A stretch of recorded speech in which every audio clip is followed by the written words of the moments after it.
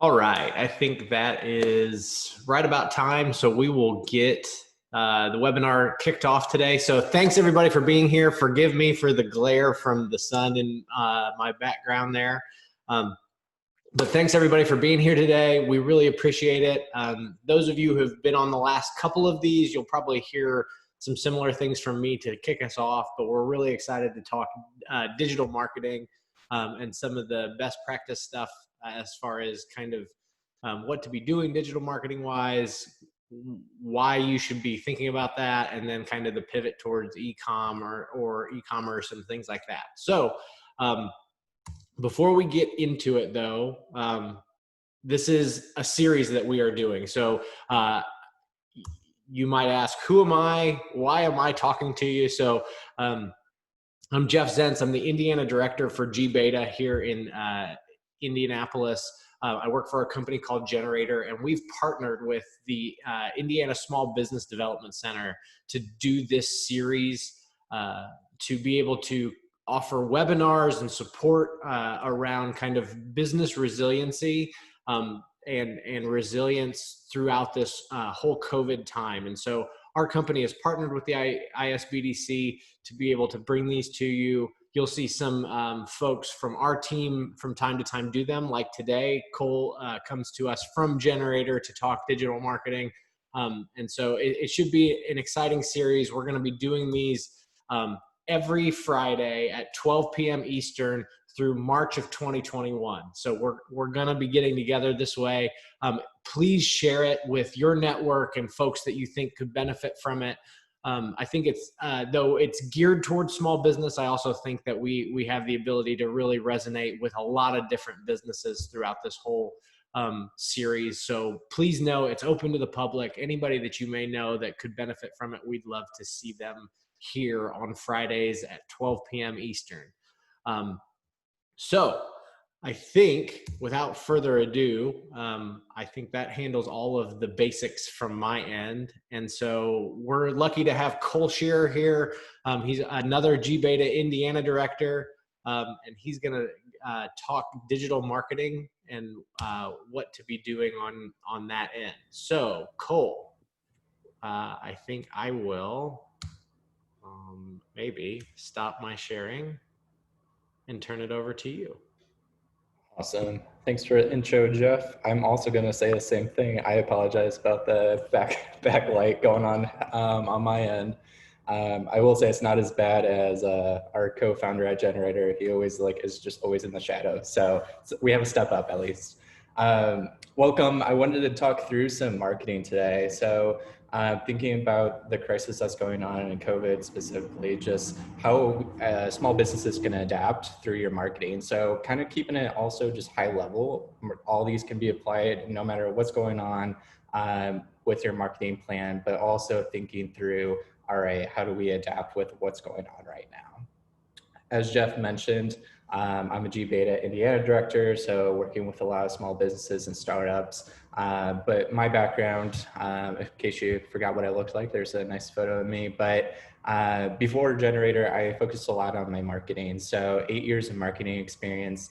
I was typically a company's first marketing hire. I would launch a company and then build out their marketing departments for them before moving on to my next project. So launching about 30 different companies, and for the last 3 or 4 years, it's been working pretty much exclusively with a lot of early stage companies. So that's where I'm coming from, and I'll work through some pieces for marketing. So when I'm thinking about marketing, whenever I'm working with new companies, the first thing I always like to start with is figuring out who the customer is. You can't market, you can't sell to your company or your product, your services, if you don't know who you're selling to. So step one is always just having a really, really, really good understanding of who your customer is. So what do your customers care about? Where do they hang out? What are they reading? What are they watching? And also just as a whole, like what gender, what region are they in? Is it a millennial? Is it Gen Z? Who's your customer? Because that's going to dictate a lot of the marketing pieces that we'll be talking through today. Some marketing channels aren't going to make sense if you have a specific customer that it's not going to appeal to. So I'm going to mention it probably 20 different times today, but thinking who your customer is, where they are, and you want to be exactly where they are. So it's going to seem like I'm getting off topic here a little bit, but I want to talk about acting. I don't know if anyone's familiar with the theory of method acting, but you'll hear, and probably a lot of them are bad stories, but an actor will go through method acting. So they're playing a role for a TV or film or something along those lines, and they want to fully encompass their character that they're portraying. So you might see them pick up smoking, or you might see them do X, Y, and Z, so they can fully understand the character that they're portraying in the film. So that's a really good example, and it leads me to what I would call method marketing. So it takes me back to a role. In a lot of the roles I have, I do a similar thing, but this is a good story about, I was hired as a marketing director for a company that was in the agriculture space, and they were selling to farmers, ranchers, and people along those lines. And I grew up in Indiana, but I didn't have a full understanding of who that customer is. And then going back to that first slide where they're hanging out, what they're reading, and things along those lines, regular old city boy over here. But what I did is I spent an entire summer going to rodeos. I was going to horse shows, horse races, anything that I assumed kind of that ideal customer would be at, to fully understand who they were. So I got a really deep understanding of, maybe some magazines that they're reading, where they're going out to go to the bar, things along those lines, to just get a really, really good picture of who the customer is. And then from there, I can market so much better to that customer. So that's what that end goal is. The better you know your customer, the better your marketing will be. So what you'll end up with, it doesn't have to be this elaborate or anything along those lines, but a good kind of snapshot of what a customer persona can be. Some companies, I would recommend you not even go through and make a full profile necessarily, but this is something that you want to at least have a good understanding of. So all these learnings funnel into just this customer persona. So for this particular instance, she has pets. For pet records, she's using a folder. It's not digital. So obviously this was for a digital pet company, but having a snapshot of what your findings are. So especially when I'm thinking about hiring more people, or maybe you're hiring a marketing agency, whatever that turns into, that you have a strong basis to kind of hand that over to them. And it's not just in your brain. Always having something kind of written out is helpful. So now that you know who your customer is, what's next? Next is we got to figure out how to reach them. We got to figure out what marketing channels to use. So it seems like a lot of different options, anything from community building, PR, trade shows, publicity stunt, like it's a huge list, right? So figuring out where that fits in is going to be really important. There's so many different things to choose from. I would never recommend a company go through and do all 13, and this is even just an abbreviated list. So there's even more options. But how to approach that is I always am thinking about what's going to move the needle the most for my company. So if I choose social media, how much is that going to move the needle for the company? You're thinking about just lead generation, sales, revenue, things along those lines as far as what's moving the needle, but also thinking about, is it going to take away how much resources is it going to take? Is it taking away money? Is it taking away time? And you want to kind of filter all that through and figure out what's going to be your core pieces that you want to be focusing in on as far as the marketing channels go. So that's all cool and dandy, but how do we set up a framework to do that? I work through what's called the BULLSEYE exercise. So if anyone wants access to a template for this with all the formulas already in it, just let me know, send me email. It's cole@generator.com. Jeff and I will be sharing our information at the end of this. So reach out to one of us, put it in the chat, whatever works for you, but I can get that in front of you. But this is a snapshot of what it would look like after you go through the exercise. So this is kind of the end product, but what you start off with is all your marketing channels on that left-hand side there. I recommend that you're taking notes and coming up with ideas for this middle column there. So thinking through social media ads, what platforms would make sense for your company? You're starting to work through the exercise and it really kind of gets your mind in the right spot. If I'm going to go PR, is it going to be a podcast? Am I going to Forbes? What makes the most sense for my company? So at the very early stages of this, your core piece is just figuring out, here's some ideas, put it down, get the mind in the right spot. And this is also something that you can keep going back to. So thinking through, maybe in 2 years, you finally want to do Google ads or something like that. So you have a working document that you can always be going back to. But really the core piece of this is figuring out how much time it's going to take, how much it's going to cost your company, and how much impact it's going to have. So I'm using the ranking system 1 through 5 as far as what's going to be the most consuming, most expensive, things along those lines. So working through how much time, how much it's going to cost, and then as far as impact goes, how much is it going to move that needle for the company? So what you end up with on that far right-hand side is a full kind of breakdown of what in theory is going to move the needle the most for your company with the least amount of time and the least amount of cost. So what you end up with is probably 3 or 4 different marketing channels that I would recommend that you start working through, because according to this is a good place to start. Is this always right? Probably not. So it's a trial and error type deal. So if you pick, let's say 3 marketing channels to start out and you either try it out for a month, maybe it makes more sense for you to do 2 to 3 months, a quarter, whatever your time frame is, pick a specific time frame and just try those 3 pieces out. So getting on organic social media, making a profile there, content marketing, maybe you're getting into the blog and podcasting and email marketing. So maybe those are the 3 that you choose. At the end of that time period, you're going to want to go back through and think, critically, all right, what's working? If it's not working, just forget about it. Move on to the next channel. You have a full list of, what's next, a roadmap to what you can try next. And then from there, if it's somewhat working, that's a perfect time to reiterate, focus a little bit more. If it's a paid marketing channel, put more money behind it.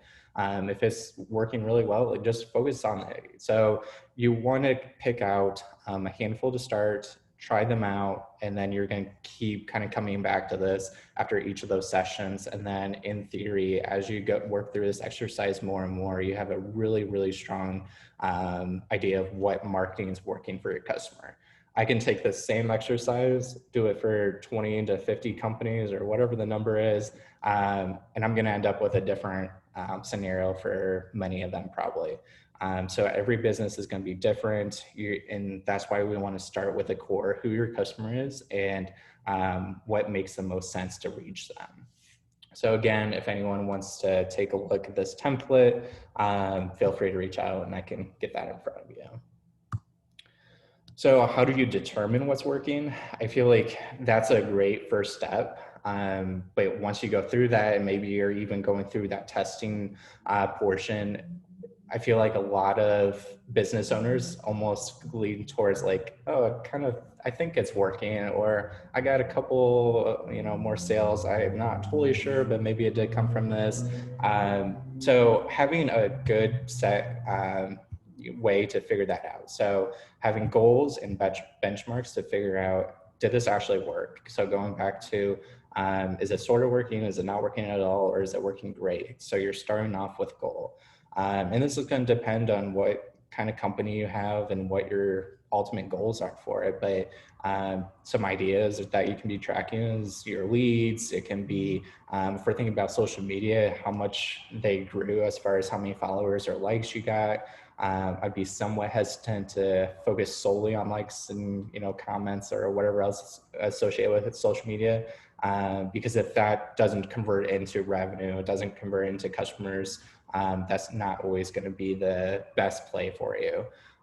If you're thinking about PR, how many news stories were written about you during that time period?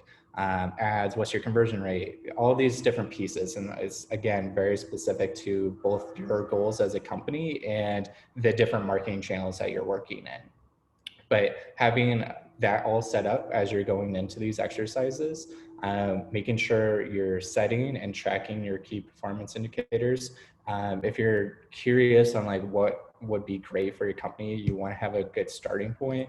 And you can Google, what's a good conversion rate for a Facebook ad or something like that. It's going to depend on your industry. So if you're a little bit off of the metric that you're finding, if you're just doing a Google search or something like that, kind of take it with a grain of salt and try to do your research as far as where you want to be at.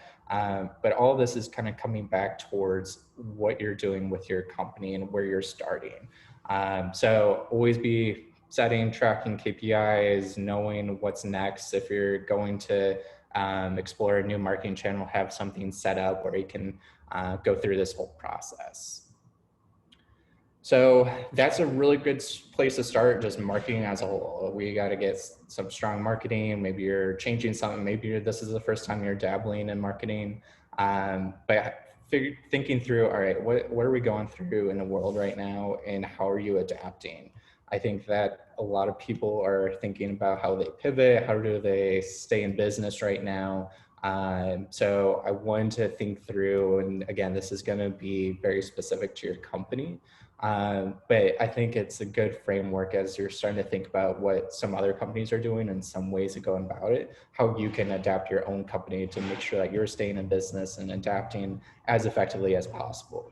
So I think what a lot of business owners found when we had, going back to March, going back to April, when everything was pretty much shut down, is, do you have a website? Are people able to find information out quickly just from that standpoint? If you're like a brick and mortar shop and they're trying to figure out if you're open or if you have sales, anything like that, do you actually have a website set up? So that's a really good place to start.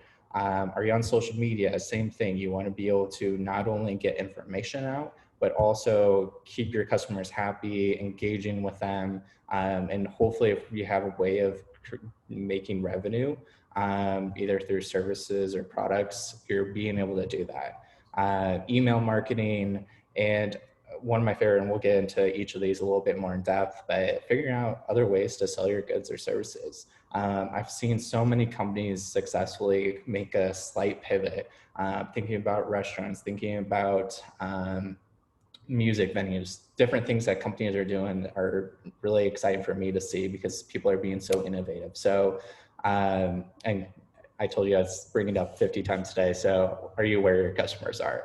Going back to that. So starting off with a website.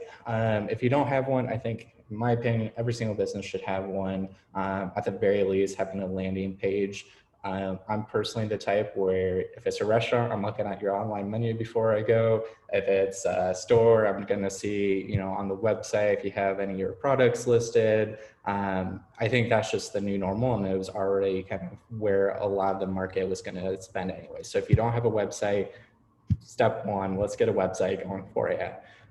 You want to be as accessible as possible. Like I said, it's either the two sides. I want to be able to put my information out there quickly with everything changing, and some that's mandated by law, some of it's just how you need to adapt as a business owner.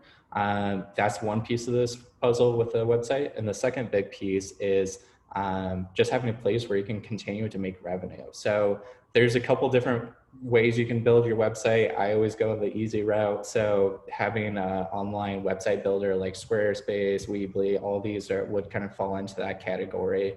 Figure out what works for you. I would say pretty much all of these, if not all of them, have a free trial. You can play around with this, see how easy it is to move around. A lot of them are going to be drag and drop. So you can you start with a template and just put your information in and hit the ground running as quickly as possible. My personal favorites are Squarespace and Weebly. If you're doing any e-commerce online, Shopify is going to be the easiest way for you to get online and start selling your goods. So again, doing a little bit of research, seeing what's going to work best from pricing structure, as far as what's going to be easiest for you to build and play around with. One of my favorite stories about someone adapting to COVID and going online is I'm in Indianapolis, and one of our wine spots is called Tastings. So it's a wine bar, and it's kind of like, trying to think of a good analogy, but pretty much you can go through like a fountain machine for wine. You can go through, fill up your wine, and they have all these different options. But when COVID hit, restaurants and places like that, bars specifically, were closed, and they needed to figure out, how do I stay in business? So they probably took a more aggressive route, but they built an entire website overnight. They stayed up until 3 a.m. I was talking to them about, and just created a Shopify platform and website, put all their inventory on it, and create an entirely new, source of revenue for them. They were doing delivery for them locally, and things like that just excite me. It's a company innovating and figuring out, all right, we have this, issue going on, and how do we adapt? So that's a really good example of someone adapting and getting a website ready and moving over to e-commerce if it's a brick and mortar type business. Social media, you want to get in front of your customers, and that's where all of us mostly are. And this goes back to who your customer is. If you figure out your customer's never heard of social media, they're not on it, I would say that's probably not the case, but figuring out if that makes sense for you. But you want to go where they are. So I work with a lot of startups, and I usually am telling them to get on Twitter, because that's where a lot of the startup investors are, and there's a lot of press on there. So understanding who you're reaching, and you can kind of pick what makes the most sense. But these are going to be your core social media type platforms. Facebook, LinkedIn, and Twitter, probably Instagram. Those four are usually the ones I end up gravitating towards for the majority of businesses I'm working with. But it all depends on who your market is. And this is similar to your website. This is where you want to be able to quickly connect with your customer. Again, like I'm going on it before I go anywhere, I'm looking at their social media, see are they open right now? If they're open, what are their rules? Can I just buy online and play it safe? What are my options? So it's a good way to connect to your customers that way. And then these platforms like Facebook, you can put links to actually sell goods or your services, things along those lines. So both from the revenue standpoint and just getting in front of your customers is going to be super important. With that being said, I expanded that out, and there's all these different social media platforms. This is probably like 1% of all the social media platforms possible. I feel like every day there's 10 new ones that pop up to say however long, but you can't be everywhere. Even if you go through the bullseye exercise and say social media, that's where I want to be, that's what's going to move the needle the most for me, you can't do all of them. So really thinking through what's you can probably go through a similar bullseye method like we did before and figure out what's going to be the most effective for you. But don't stretch yourself so thin that you're just trying to do everything at the same time. Really pick the channels that your customer is going to be interacting on, and where you want to have the biggest impact. Cole, Yes, quick question. absolutely. On that, what are your advice and best practices around the content that you share? Should it be the same content on all the platforms that you're sharing as far as social media, or should you be trying to do unique content on each platform? What are your best practices advice for that? Yeah, great question. And I think it somewhat depends on the company. Um, I'm in the mindset of, if you just kind of spray and shoot, so if you go to all these different ones here and just spray the same content on each of those, they're not going to be effective. So each of them are going to be slightly different, but that doesn't mean that you have to reinvent the wheel.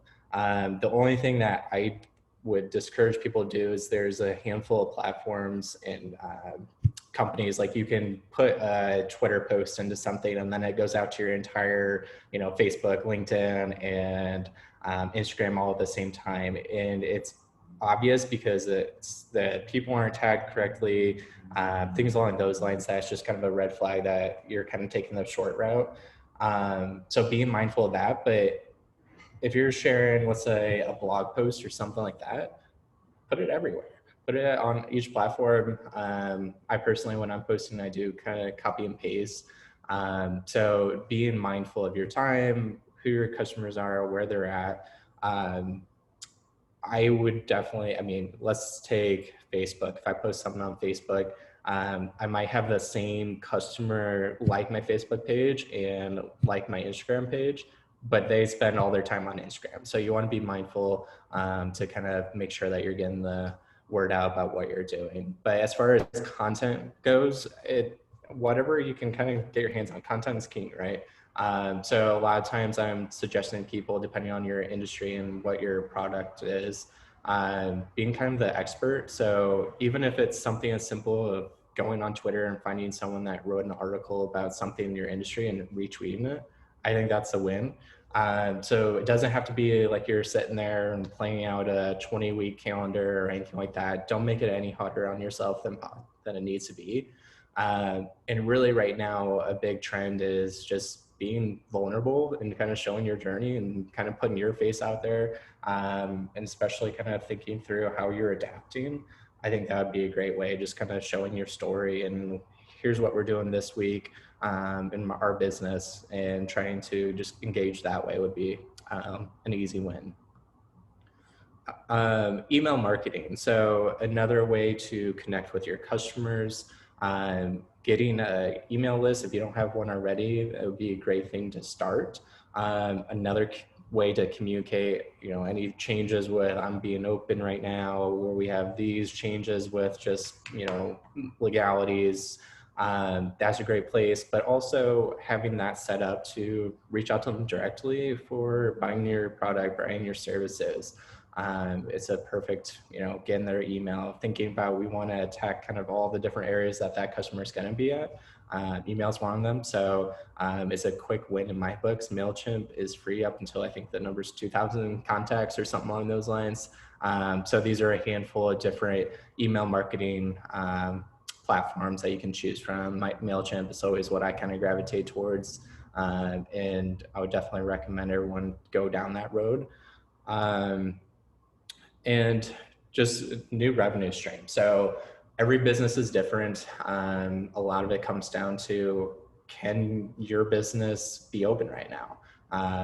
Can you have a concert right now? Can you sell, at your bar? So figuring out what you need to do to make sure that you get revenue in the door. So can you move, if you're an event company or that's a portion of what you're doing, can you move the events virtually? I think that's a good way of going. I know here at Generator, we've moved pretty much everything virtual, and it's gone really well, at least so far. But I'm thinking of like marquee, the local they would do like audio visual for events locally here. And they pivoted and they're doing everything virtually, but they're doing the back end work and being able to sell their services that way. I'm thinking about, we had a Terre Haute company that was doing tea events, and then he moved into doing virtual tea events, and still trying to be able to make revenue that way. Can you sell more essential goods? With that, I'm thinking of a local restaurant. They weren't able to sell like they would normally sell in a restaurant setting, but this was when everything started happening and they needed to, everyone was looking for toilet paper. That was a big hot commodity, but also just normal grocery type goods. And they pivoted into kind of having a marketplace. So is there something like that that you can do? Not necessarily changing your whole business, but is there something that, thinking about what that customer needs and what they're looking for, is there something that you can offer them to make sure that you're still getting revenue right now?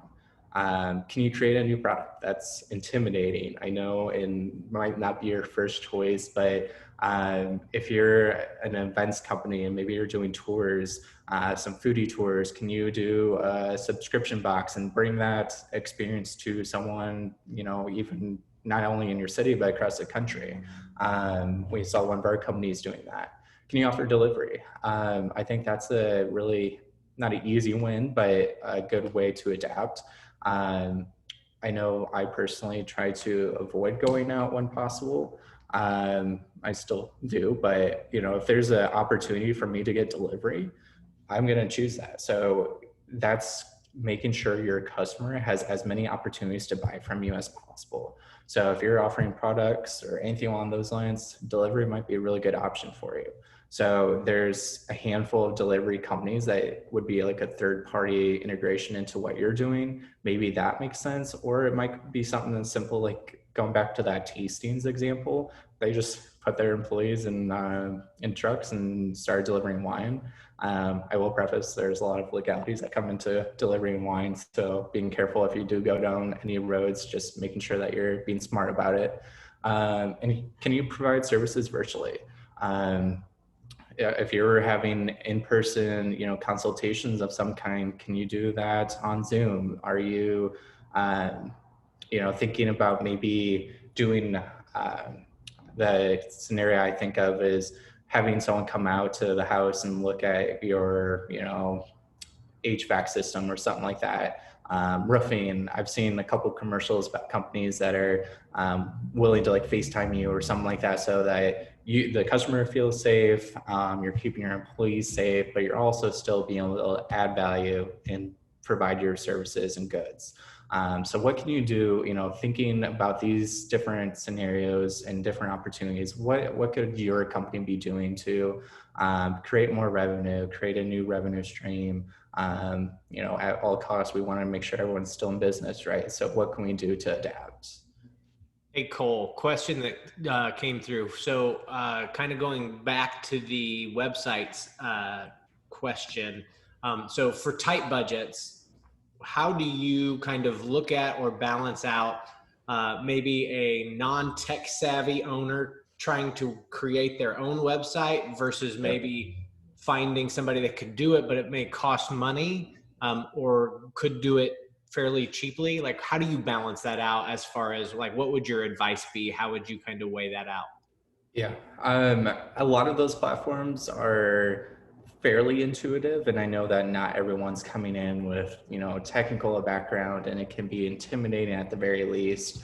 As far as getting, if you're going to do it yourself, you're probably a starting point. If you don't even have a domain at that point, like you can go all in, get a subscription to, let's say, Squarespace, get your domain up and running for, you know, $40, $50 starting at that point. That's all fun and dandy, but if you don't feel comfortable, if you don't have that skill set, then you're looking at possibly hiring someone to do it for you, something along those lines, which can get into, you know, the hundreds. So being careful of that and thinking through, if you are going the website route, how much good are you going to get out of it? Is it just to let people know what's going on, or are you actually going to be able to make money back from it by having, you know, revenue generation? I think that still at that point, if you were to hire someone, you can go in and say, all I need is a landing page and get, you know, that cheapest version possible, but still having a presence would be my, you know, suggestion. Get on there as cheaply as possible. If this is turning into we need to create this entire website, we need this integration, we need this e-commerce plugin, you know, things along those lines, it's going to quickly get more expensive. So if this project website, you know, turns into a $5,000 project, this goes back to that original bullseye exercise and thinking through, you know, is this going to move the needle the most for me? Is this worth the $5,000? Or, you know, you really, at the end of the day, you just need to make sure that you're able to get your money back. And that might be through revenue, but also thinking through making your money back by just having an online presence and being top of mind for people. I'll say it one more time. Where are your customers? And you want to be there. So I think that's the biggest takeaway, is understanding all these pieces. That's where all these tracks kind of lead back to. If your customer's on social media, be there. If your customer is going online beforehand and looking at websites, be there. You know, that's my biggest takeaway for this session, is making sure that you're thinking kind of from that standpoint. When I'm talking to founders about investment, I always say, like, I'm going to put my investor hat on, to be able to think through how an investor would be thinking about that startup. I would suggest you do the same with customers. Put that customer hat on. Think about what they're going to be going through, and what they're going to be looking for out of your company. And what this all kind of comes down to is thinking about what this overall marketing strategy needs to look like. And so this also, going back to like the customer persona, this might be something that you're just thinking through and it's top of mind. It might not be a formal, you know, a document. But at the end of the day, I would recommend going down that road, because it goes back to just, if you're hiring someone, if you have a marketing agency that you're working with, if you just want to, you know, down on paper so that when you're thinking about marketing, that you have something to go back to. I think it's a quick, easy document to put together. So I'm thinking of a one-page document for your marketing strategy. This is going to be what everything kind of goes through. If you're thinking about, I want to do this marketing channel, I want to do this, you know, social media posts, is this really going to align with what my overall marketing strategy is? So I like to put just what my elevator pitch is. What does my company do? And why? Why do we do what we do? What makes me different from my competitors? Understanding what that competitive landscape is. I feel like I'm going to say a couple more times today. Who's your customer?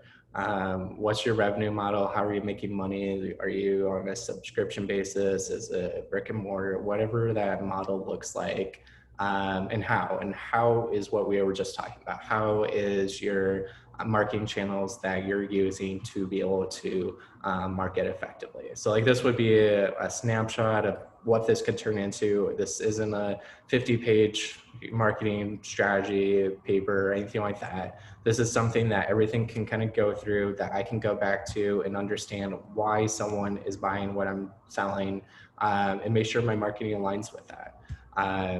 Who they are, just thinking through, how am I reaching them, that customer? How am I different from my competitors? What do I need to be highlighting when I'm putting marketing out in the world? How am I different than everything else that this company or this customer might be buying?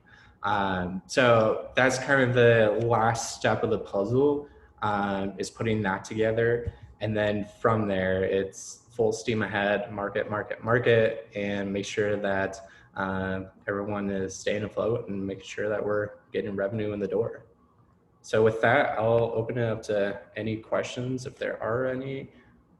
And then regardless, I will pass it back to Jeff to make sure we're on the same page. Excellent. I don't think we actually have any other questions, Cole, at the current moment. One thing to know though, and I think this is a great call out to make. So I'm going to actually share, go back to sharing my screen for a second. Because one call out to make. So one of the questions that was asked was around kind of building a website, or like, how do you go about that?